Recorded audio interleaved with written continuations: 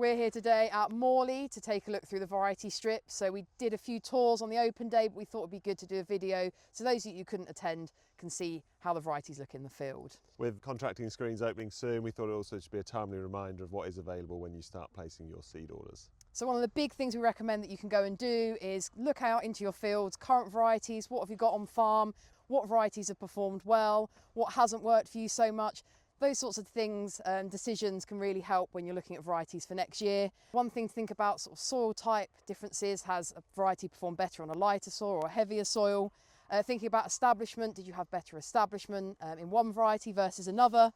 Looking at canopy vigour, and this time of year is a really good chance to do that. There's certainly big differences between some of the varieties, which we will talk through when we take you through the individual varieties.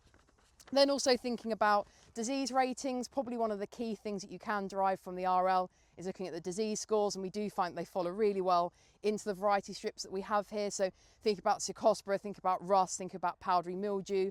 And then finally, as I've just mentioned, thinking about yield. You know, if you've got an out there performer, maybe a variety you've had for a couple of years that's performing well for you, by all means, good option to go with again. Or maybe you want to mix things up and try something a bit different. So a chance just to reflect on how varieties have performed on your farm in different fields and to use that going forward to choose your varieties for next year as well. Yeah, we're seeing and implementing a lot of changes around the seed and how you buy it. So firstly, there are obviously changes to the seed account, which isn't what we're primarily involved in, but obviously there is a wider selection of pellet type technology available from the breeders. And also there is some changes to how you purchase it. So whether it's through seed account or direct from breeder, you obviously have those options. The RL is also changing and we are moving to a product-based system.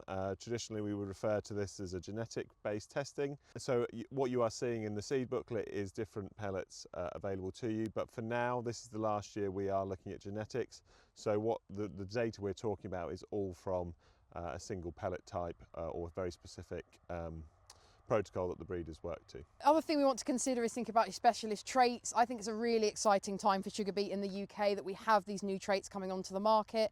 There'll be some you're very familiar with, so BCN tolerant varieties, and it's such a good news story that some of the highest performing varieties on the recommended list now have that BCN tolerant traits. There's no penalty. Also thinking as well about reduction of Cercospora severity, so we'll take you through it, but there's Chimer on the list now that performs better than other varieties in the presence of Cercospora. So one to consider if you're a high risk area, and obviously refer to the BBRO Cercospora map and the crop watch system to be aware if you are in a high risk area. You'll be very aware as well if you need enhanced AYPR resistance. There's always one variety available on the list with that. And then the really exciting one is virus yellows tolerance. So you'll all have been familiar with Marushka, that's still on the list, but it wasn't the highest performing when it came to yield. We now have new varieties coming through the list and from different breeders that are starting to catch up. And in time, much like those BCN varieties started off with lower yield, but pushed up to be elite performers, that's what we're seeing with the virus varieties as well. So really exciting time seeing these traits come through. And then the final one that a lot of you will be familiar with as well is obviously the Conviso smart system. So using Conviso Beet, obviously critical in a system where you are using ALS chemistry, it won't look very good at all. So again, more varieties coming on from that as well. So an exciting time. It'd be really good to take you through the varieties and so you can see some of the new ones coming on that tick those boxes as well. Okay, so we're at our site at Morley. This isn't an RL trial, they are small replicated plots. This is what we refer to as our demo farm. So we drill out the varieties available to you in full field length strips. And really it's just an opportunity that many of you have taken already to come and see what this data actually looks like out in the field, so there are no surprises should you buy those varieties. I'm sure you are all familiar with BTS 1915. It's now a year 6 variety. And within those 6 years, I believe we've grown a lot of it in this country. Still at the top of the list, which is quite remarkable, at 101.4% of control, but also a great example to talk through some of the additional information on the list. Firstly is bolters. So as part of the RL program, we drill early sown bolters. So what we mean by that is we'll actually go out on the 15th of February and start drilling those to try and ensure we get vernalisation, so we can see how they would behave in a cold spring. Obviously those numbers are dependent on the weather conditions we get. hence we average it over 3 years. So one of BTS 1915's weaknesses is it is not suitable for early drilling, and that's what the red cross on the poster and on the RL table means. So we would probably suggest that if you are buying this, that you perhaps have another variety that is suitable. So if we do get that early drilling window, you can go out with confidence and make a start. The other thing which is useful to note is the Cercospora score. We're getting more and more aware of Cercospora, but actually it's the square brackets I'm referring to, and this could be on any set of data. What that square bracket relates to is that we're working on limited data. Unfortunately, or fortunately, the RL has a very high turnover, so it's hard for us to build big data sets, and we are subject to the weather conditions of those trial years. So in some years we have high disease pressure and some years we don't. And this is what contributes to us having a limited data set. Okay, so the second variety on the list, although not here today, is Antler from Cess van der Haave. So it's a year 1 variety, conventional, a strong yielding, just behind BTS 1915, and it is suitable for early drilling. Really have a look at the list and pick through some of the differences between them, but a very solid conventional variety. So that brings us on to some of the really exciting varieties I talk about, where we have these specialist traits, BCN tolerance. Brilliant option, obviously, if you're on land that is infested with BCN or you suspect it might be infested with BCN, there's no penalty for growing these varieties. They're very high yielding. So we've got Catgiana, Harrietta and Daphne, all solid performers, all good disease profiles, also suitable for early sowing as well. So really good mid-range. You've got that variety as well.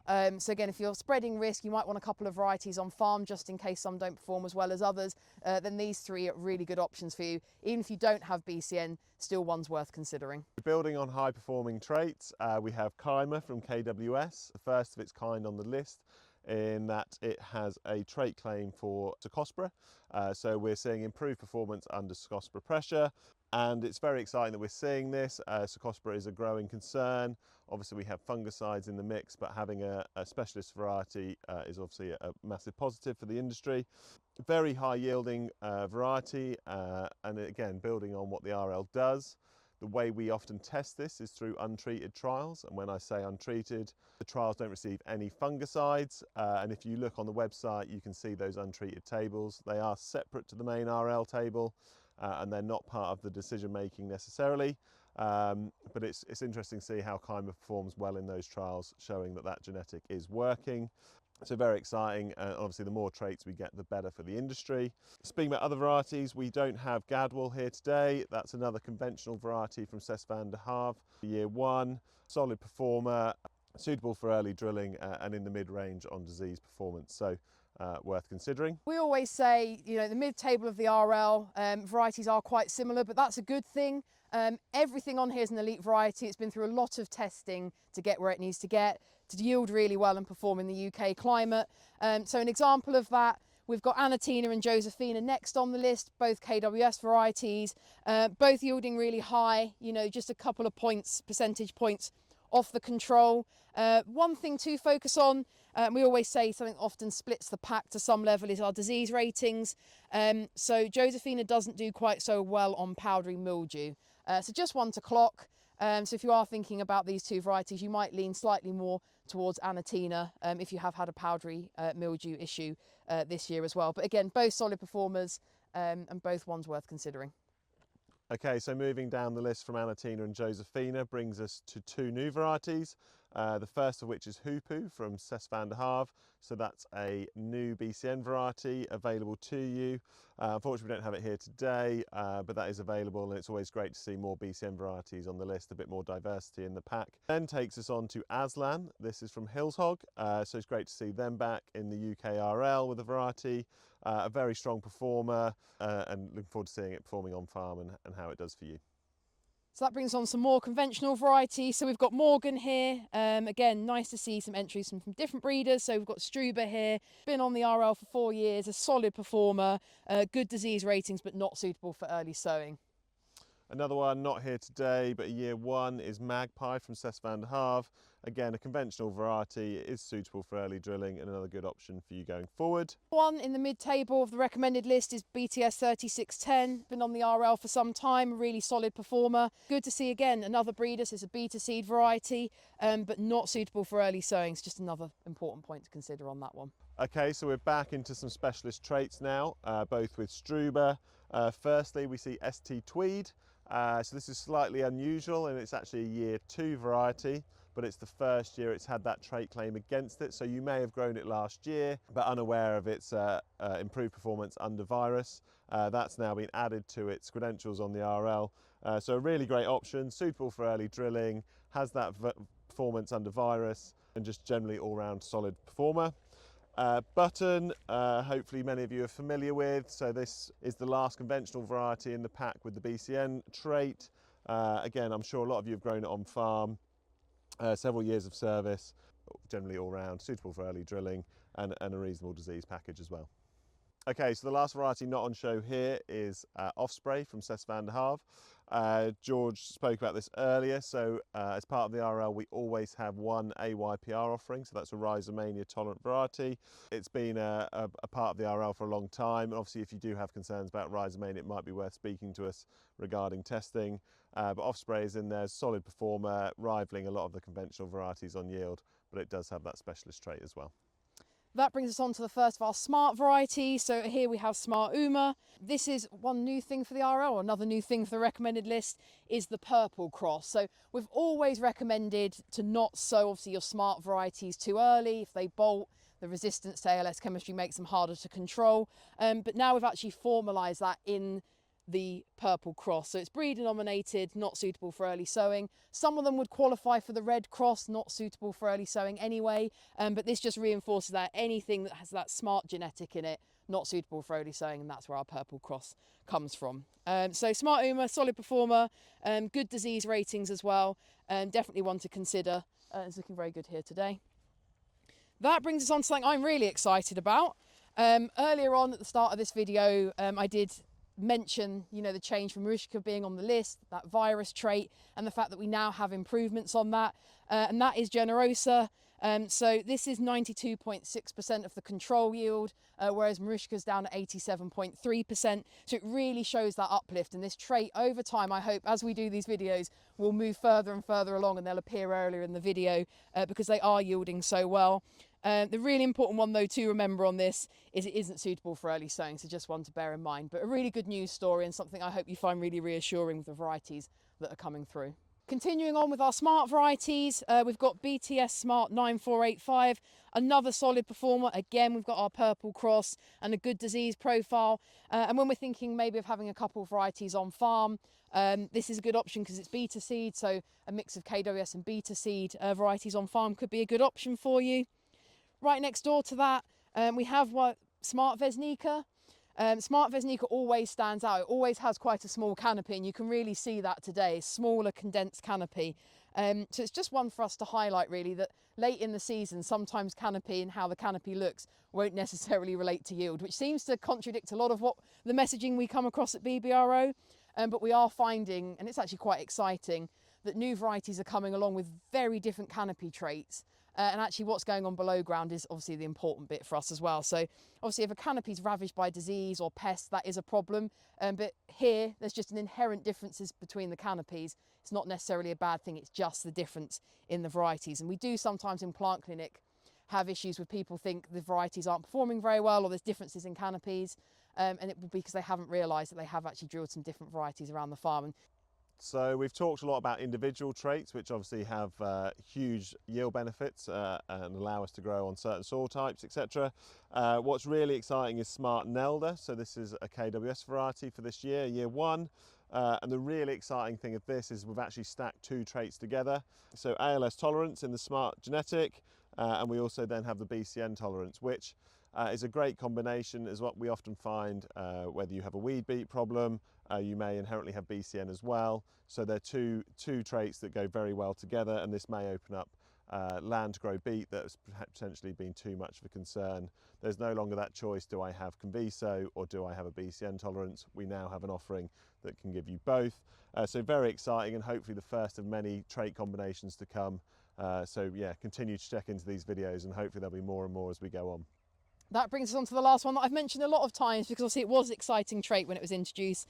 So Marushka's been on the list for, Stephen will have the magic answer here. 5 years. 5 years now, which actually seems to have sped by. I think that's nearly as long as I've been at BBRO. So yeah, that's gone very quickly. But yeah, again, doesn't yield so highly anymore. But again, if we're mixing it up, you want a couple of varieties on farm, you both want virus tolerance, you might consider having this as well. And again, not suitable for early sowing. So still one worth considering, and certainly a really interesting variety when we first had it come to the market. So obviously we've talked through all the RL varieties here today and everything on the list for 2026. Just one thing to consider, in the seed pack you'll see varieties listed as candidates. So that's a variety that's in trial this year and potentially coming onto the RL for 2027. There'll be information in the pack from the breeders, from the VL trials or from themselves.